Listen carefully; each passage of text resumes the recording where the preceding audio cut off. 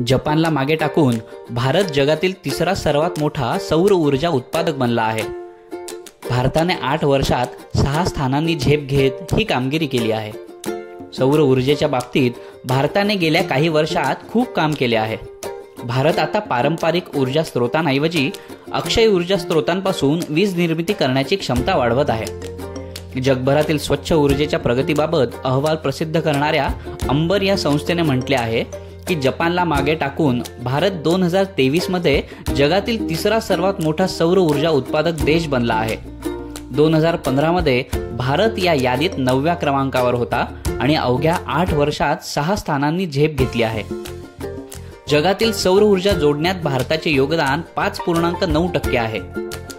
अंबरच्या मते भारतातील सौर ऊर्जे क्षमता 9 वर्षात 23 पटीने वाढ झाली आहे।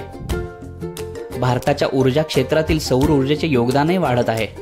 2015 मध्ये भारताच्या एकूण वीज निर्मितीपैकी फक्त 0.5% सौर ऊर्जा स्रोतांकडून येत होते, तर 2023 मध्ये ते 5.8% पर्यंत वाढले।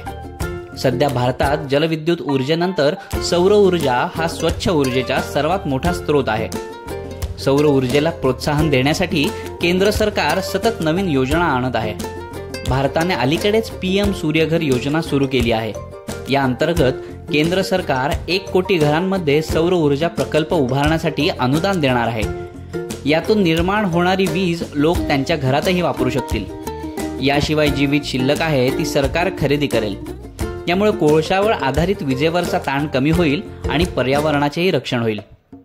भारताने 2030 पर्यंत आपल्या एकूण ऊर्जेच्या 50% गरजा अक्षय ऊर्जा स्रोतांमधून पूर्ण करण्याचे लक्ष्य ठेवले आहे। यासाठी भारतात सातत्याने नवनवीन सौर ऊर्जा संयंत्रे बसविली जात आहेत। सध्या जगातील सर्वात मोठे सौर ऊर्जा पार्क भारतात आहे। भारत आपल्या वाळवंट क्षेत्राचा वापर मोठमोठे सौर ऊर्जा पार्क उभारण्यासाठी करत आहे। तुम्ही बसवले की नाही सौर ऊर्जा?